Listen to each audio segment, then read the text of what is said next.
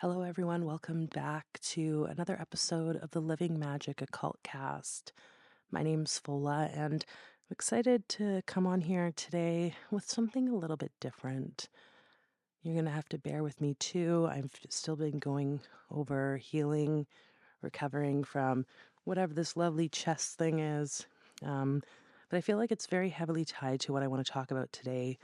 And that's about my personal journey with healing through sexual trauma and what that looks like for us, especially when maybe you've come from a life not really knowing these things maybe happened to you, which was part of my journey. So, if you're new here, I just want to say hello, welcome. A lot of what we talk about tends to be focused on the occult, magic, different types of practices to support your own healing, your own expansion in life so that you can live your own personal truth. And to those of you coming back, hello again. So, you may or may not know really a bit about my story around this past experience healing sexual trauma. It's not something I really talk about a whole lot. I feel like there tends to be a lot of victimization that can happen when we talk about sexual trauma. Personally, it's easy to go into victim mode.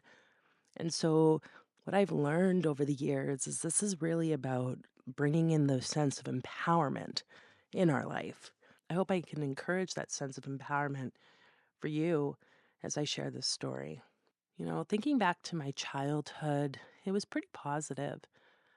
Maybe my parents sometimes were a little harsh growing up, part Nigerian. There's a bit of that cultural aspect that came in. My parents being very religious as I went through into my high school years. There were certain expectations that were put on me, and also self induced expectations. But overall, I feel like I had a pretty positive childhood. But looking back at it, as evidence can be for people who've gone through sexual trauma or maybe had early sexual exposure, I could see how my life was quite full of sexual experiences, even as a young kid. I remember as young as 9 years old, kind of getting involved in kissing boys or other sorts of things that just really seemed to they seemed to find me, is how I would put it. Whether I was in school or outside of school. Even with all of that, I was actually 19 when I, kind of transitioned from the virgin into more of a woman. So I was not overly promiscuous at that time. Uh, that it definitely was something kind of at the forefront. I remember being quite sexually explorative at a young age, where I didn't really have a reason, at least consciously, to be so. After I did kind of transition from the virgin years, that's when I think things really started to expand around, more promiscuous sort of activities, if I could use that word. I was really sexually explorative, and curious about sex and relationships and how people were joining in that way, all different ranges of people. For a long time, I would say I would have identified myself as a pansexual, um, just really kind of open to anything that's related to sex, to exploring the body, about pleasure, because that's kind of what all this stuff is tied to. But really, it was quite heavily tied to my self worth at the time. And that's something I feel like for a person who's gone through sexual trauma, and we all have self worth issues in some capacity. But when it comes to tying self worth to sex, or how we show up within it and the shame, the guilt tied to it, I think that's a really kind of a light or a little bit of a warning sign, something to be aware of. But the sexual trauma idea didn't really seem to be on my mind. That wasn't something growing up. I would say that I felt oh, I think this thing has happened to me. Um, that just never really was there. And then I got married and very quickly had a child and had a spiritual awakening, spiritual emergence. It all happened very, very quickly. I think it's all kind of tied to, yeah, just one part of my life, really the Saturn return. At that point in my life, I was like in the 28, 29 range, and that's pretty common. It's like a kind of like quarter life crisis. We're starting to question things about ourselves. At that point, that's when I started to begin like this awareness in my body responses during sex with my partner at the time. I maybe didn't really feel like I wanted to, or there was like almost this like shame and like grossness attached to, any sexual advances or declining those sexual advances. I oftentimes felt closed and like I didn't want to be touched. There were these sort of like, just, yeah, these signs again, these posts of light kind of showing me something. And I wasn't really sure what that was. Around that time, I started to begin my own healing journey. That's when I started getting into the Reiki energy healing. And I started diving into the shamanic ancestral healing, doing my own inner exploration, even though I didn't really have anything in particular that I wanted to heal. But I did find it interesting as I went through those experiences that I came across more and more people who had stories around sexual trauma. And I would listen and watch, hear them, witness, and kind of just be like, oh, wow, like that's really unfortunate. But there was no part of me ever that felt like, oh, well, maybe that's happened to me. I kind of just saw it as this external experience that was others, without any judgment or anything. And of course, at the time, I was working in mental health and addictions.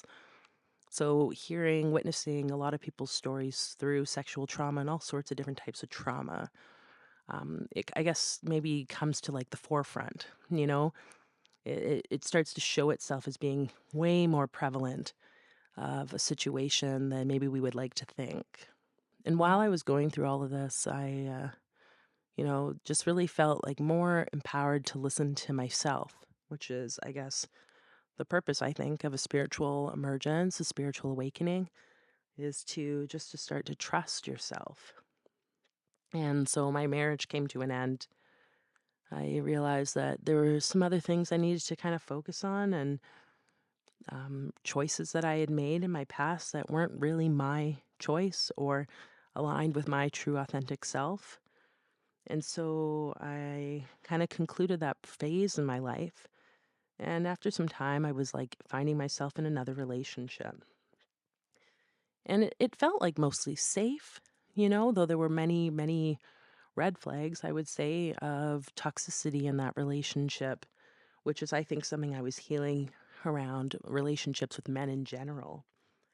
But there was a lot of shaming, a lot of guilt. And oftentimes it was tied to the sexuality for me. That at that point I just thought, oh, like maybe there's something wrong with me, and this other individual has their issues too. We're all healing.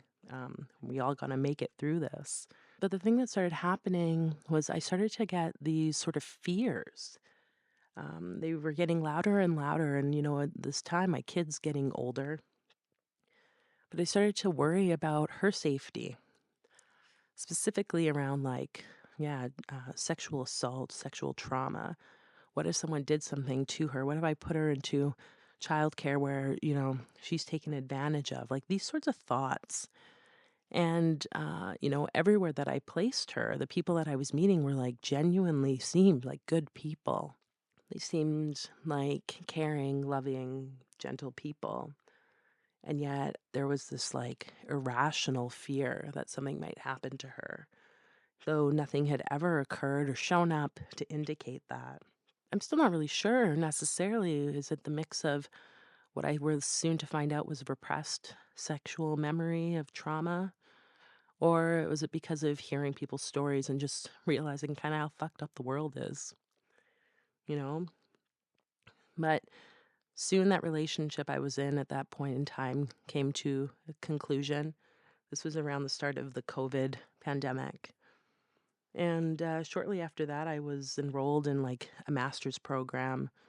I was taking some classes. So a lot of like, postgraduate work. It was a lot of reading, a lot of writing, doing weekly assignments. And I was also working a couple different jobs at the time as a nurse, helping students with our university nursing program, and also working casually in my own uh, line of work with intensive care urgent services.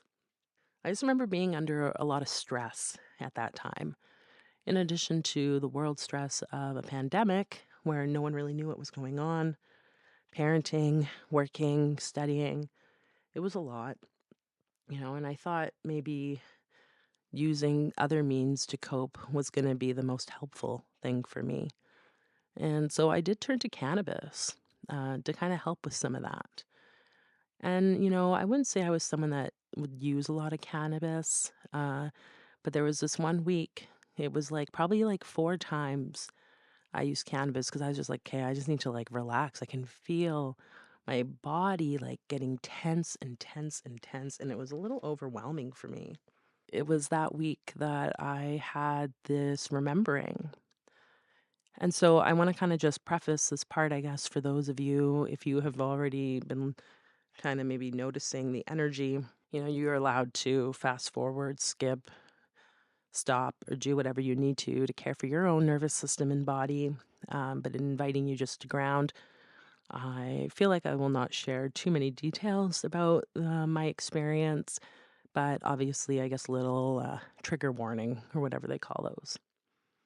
And so one evening, I had used some cannabis and I was about to go to bed, and I was like, oh, I just feel like pleasuring this body, just bringing a bit of that joy to what was kind of seeming like very just dark times, personally, collectively. Um, and so I was enjoying my body on my bed in a altered consciousness state thanks to cannabis. And then all of a sudden, I was thrown into what seemed like a past experience where I saw the perpetrator of my physical body at a young age come in and do things to me. And it's like I could remember exactly where I was and what happened. Um, not all the specific details, but just this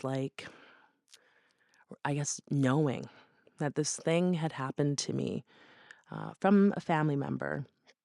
Um, and so it led to a lot of anxiety. I went into a panic attack, trying to calm myself down, not really sure what had happened, what was it that had induced it. Probably me touching myself and feeling my body and feeling this pleasure.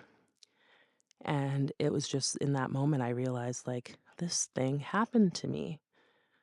I know it has, and I could start to kind of see the lines being drawn between where I was now or where I was at that point and my growing up and the experiences that had happened between myself, that family member, with my parents, and all the things between that, I guess we could say.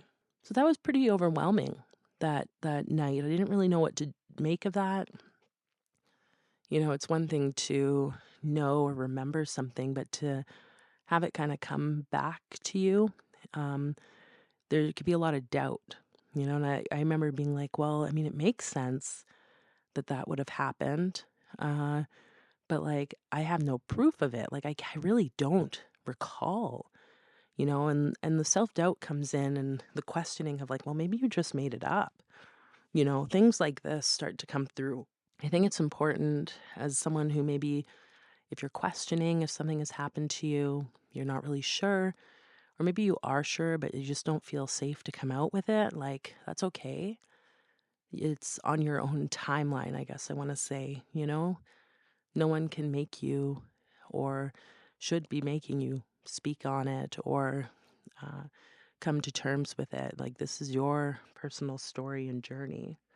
All I can say is that I remember, these different experiences starting to happen. And one in particular, I'm pretty sure this happened after, but it might have happened before or during that week. I will have to go back, see if I can find my journal entries for that time. But at that point, I was supporting students and had a student in our like forensics outpatient program, like a clinic in the city. And I was asked to come and supervise her giving another injection, just because then I could write my evaluation on it. And here we were in this room. She'd explained to me, a bit about what she was going to be doing, how she was going to go about it. And I was informed that it was for someone who was a sexual offender. Um, and I was like, okay, well, that's okay. Like, I'm used to sitting with all sorts of different people who have different life experiences, and I should be good. There was no doubt to me based on my past that, like, I couldn't handle that. But as soon as this individual came in to get the injection, I started to pretty much just dissociate. Um, and I was kind of just acting as like the fly on the wall watching. The student was pretty well versed and knew had already given injections and everything. But I just remember that very, very brief period of time in this clinical room wondering, oh my gosh, I don't know if I can do this. I should probably just walk out. My body was going through like complete dissociation, I would say, kind of like that feeling of being separate from the physical body as a mode of safety. And the thoughts and the uncertainties of this individual receiving the injection and how could they have done the things they've done, even though I have no idea what their life story is.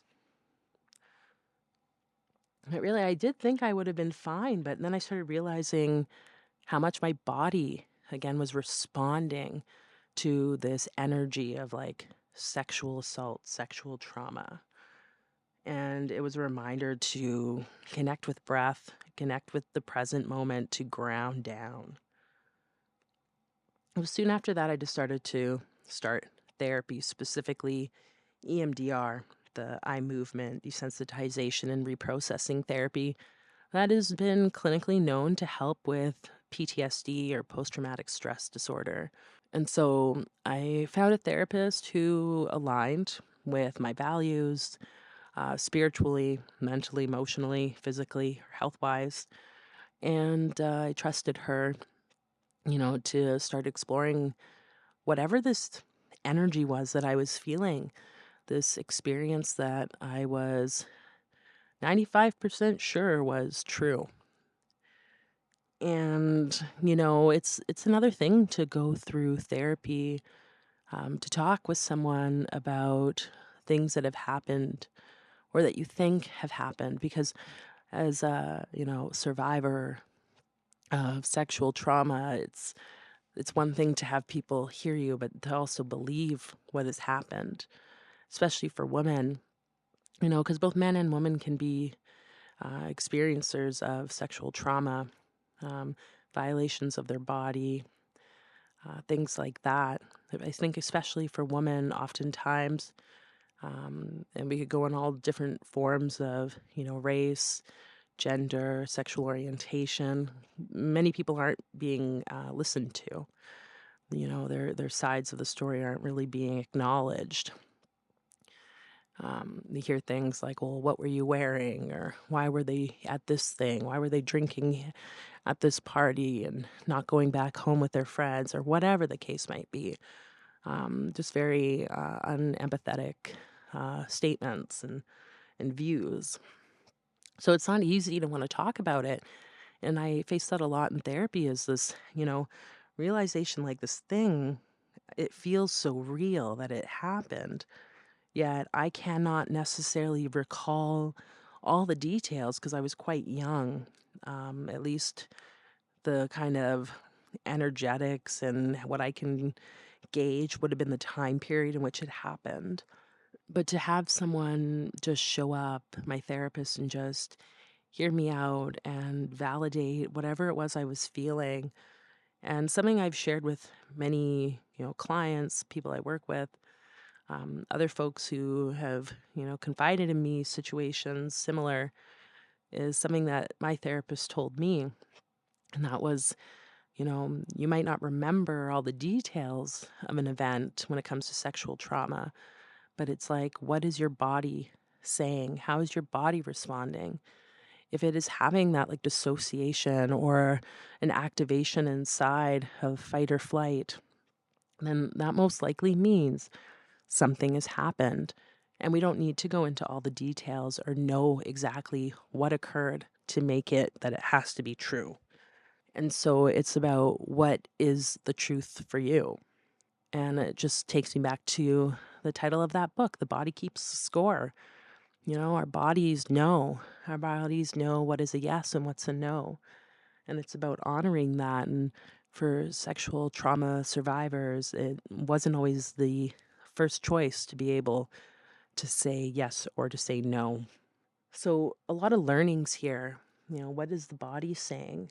And as time progressed, I started to realize more and more why certain behaviors, certain feelings of uncomfortability had shown up for me, why maybe my parents had a lot of conflicts with that particular family member. And I think it was all very subconscious. I don't think anyone really realizes what they've been doing. But I started to recognize, like, oh, maybe that's why this thing happened. Whether or not anyone actually knows or remembers, but there was like an energy of this like conflict, this energy of something of a violation, I guess we could say. And this is kind of where a lot of my challenges have been and the things that I'm learning when it comes to recognizing one's story, going through personal healing, wanting to set boundaries. It's not always easy, especially I think when it's family or if it's someone who is, close to your relationship network, etc.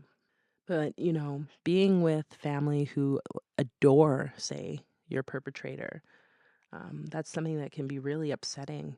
And what I found at the beginning when I started to recognize and was doing my healing around this in therapy was I started to really create some maybe a little harsh boundaries.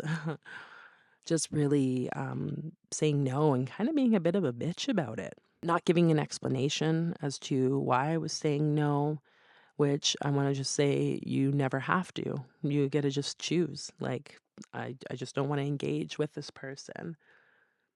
I removed myself from a lot of family like group chats and things like this because I just was like, I don't even want to be in the same environment, whether it's virtually over a text message or physically in a room with that individual. And I didn't give explanations. I think even still, probably a lot of people are kind of wondering, like, what's going on? But I just knew that that's what I needed to do for myself. Uh, and setting those boundaries when it comes to spending time, or especially for me with having a child, not letting my kid be in any physical environmental places with that individual. Um, that's been something that's in my mind, being aware, well, that kind of means I won't be sending her off to go and hang out with other family in case this family member is there, just because I feel like that's my duty as the mother to ensure her safety and well being. A lot of people aren't going to like that. They might want to know. And it's not up to you to have to share anything. You're allowed to say no. I think that's the big learning, again, for any survivor who's gone through any form of trauma, any form of non consensual act. And this doesn't mean you're going to be able to completely avoid someone. I think it's possible to completely cut them out.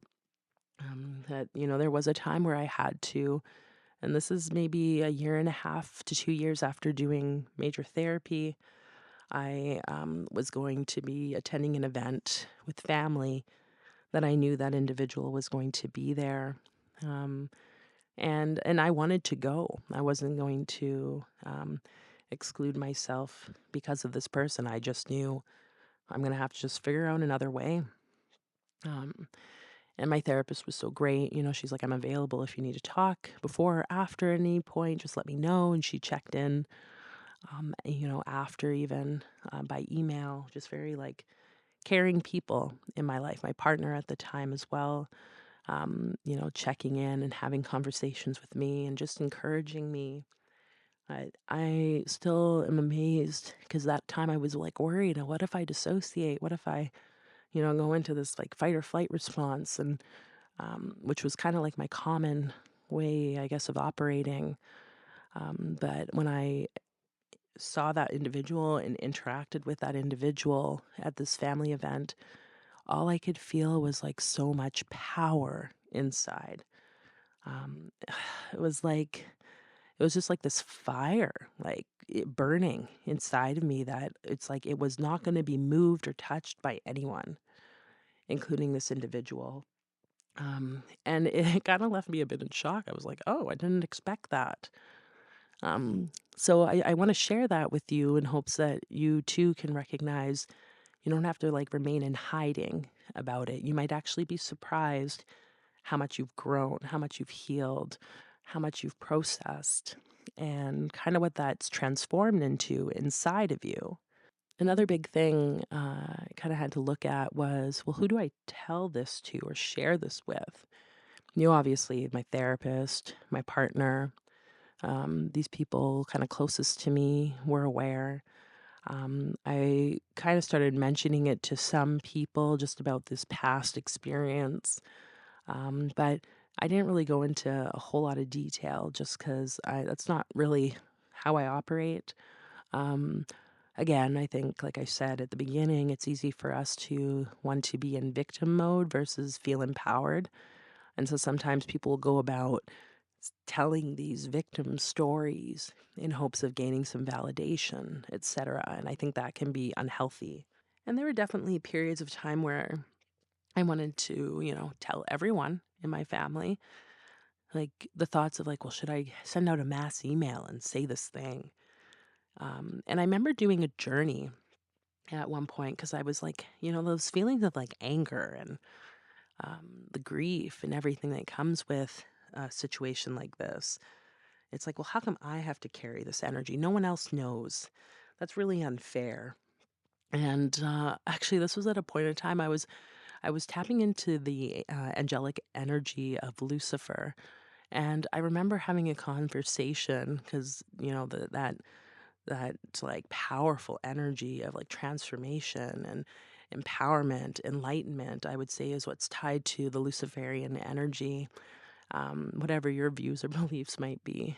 And I remember being like, how come I have to carry this? Like, I think I'd rather everyone else know and let it be done with. It's not mine anymore. And he kind of just showed me, like, in his kind of maniacal, sarcastic y way, I guess, of like, oh yeah, okay, well, here, if you'd like, this is what it looks like for you to carry the energy. And it was me in the situations I was in now, everyone else in my family kind of just being in their state and kind of, I guess, free because they're not aware of what had happened. And then he's like, and this is what happens, if you want, I'll let that awareness out there. I'll let people know. And he proceeded to show me pretty much the demise of my family. Very, very destructive. And he's like, and then you'll be free. And I was like, part of me felt that energy of, yeah, I will be free because it won't just be mine. But I could see the devastation in my family line.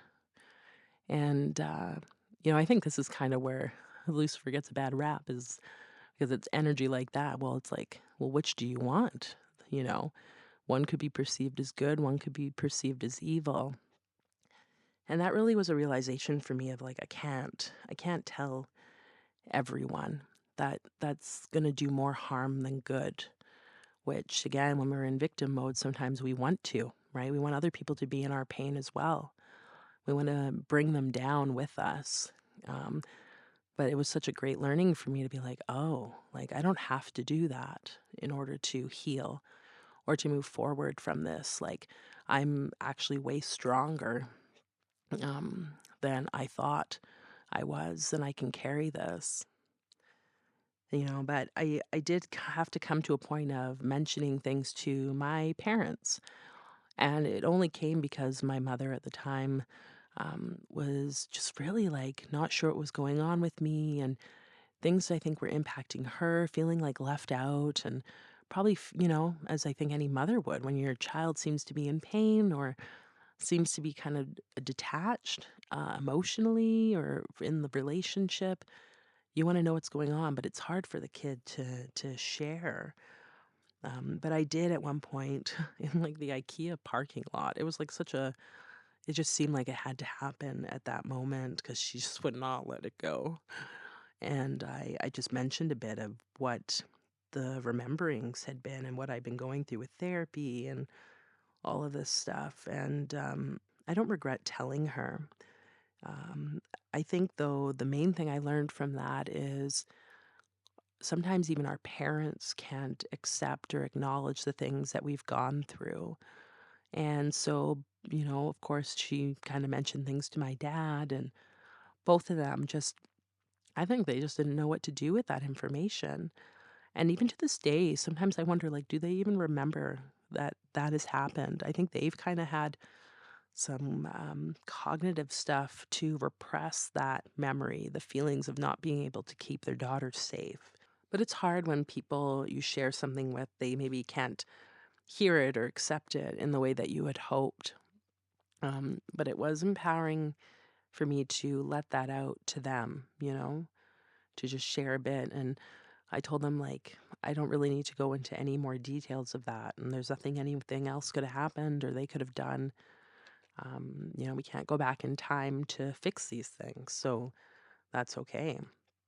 But I do think there's still a lot that I have healing wise around my relationship with them that could be explored around, why weren't you there for me?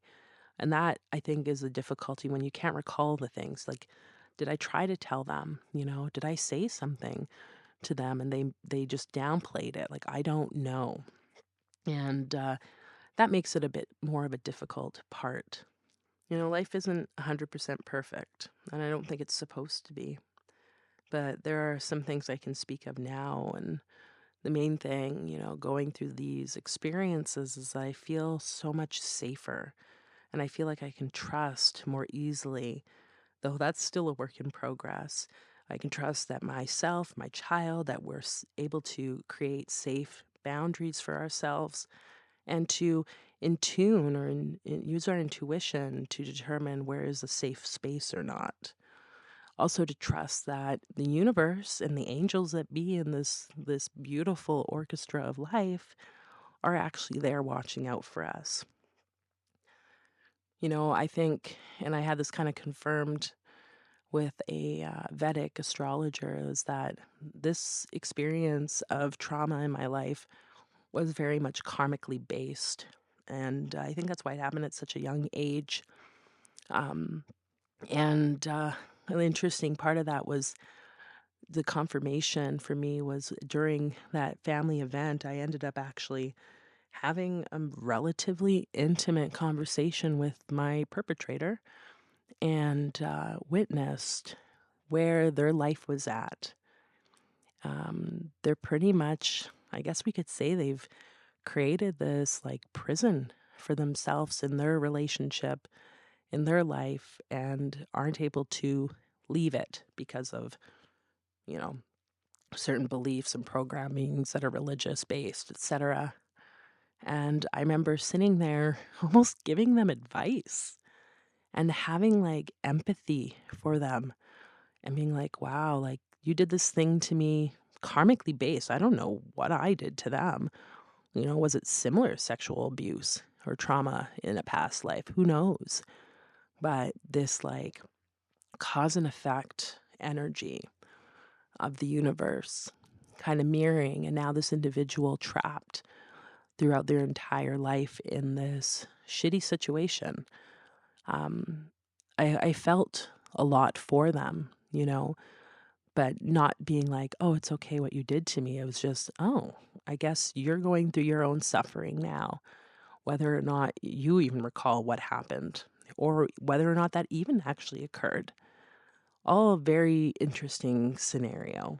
And though I still have periods of unworthiness and sexual shame that sometimes pop up, because I think we're human. And as women, we definitely feel that.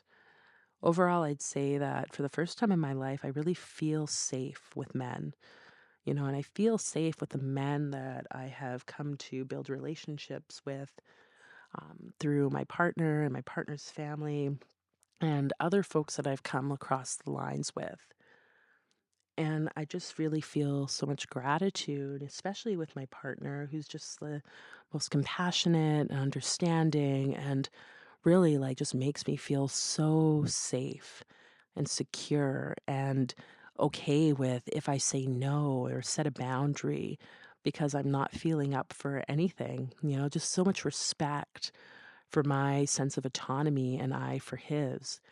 And I have this gratitude for that because I definitely, 5 years ago would not have said that that's something I was even really aware of. And so things can shift in your life wherever you are, whatever point in your own journey, around sexual trauma, whether you're questioning if this is something that's happened to you or and you're just not really sure what steps to take. I would really recommend that you just start your healing journey if you haven't. Or maybe there's something that's calling you to start to explore that part of your life. And I think it starts with you just being honest with yourself like, okay, I might not know what happened, but I think this might have been the situation. And that's okay. It doesn't make you any less of a person, and it doesn't mean you did anything wrong. Okay. That this is something that happened to you. And it's happened to so many other people out there.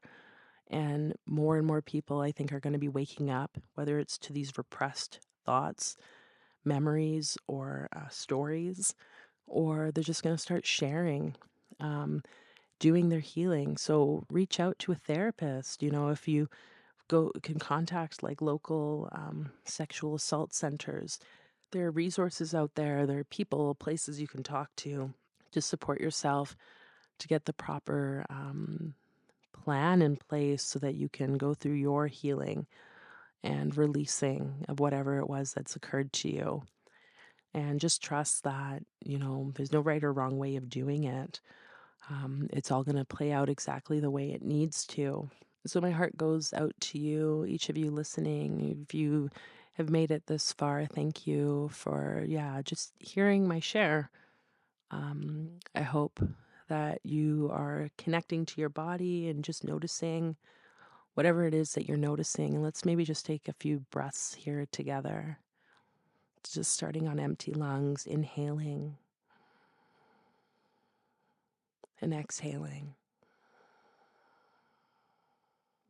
inhaling and exhaling. One last time, inhaling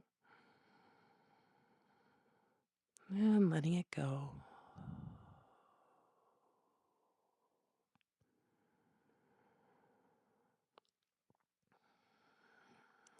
And so caring for your body, caring for your mind in whichever way you choose. If you'd like more support and you feel like you resonate with what I had to say, or maybe just want to explore a bit more in your own life experience, I invite you to book a soul alchemy session with me and let's dive into some magical ways to support your transformation so that you can walk your truth more freely, really as a self expression of yourself.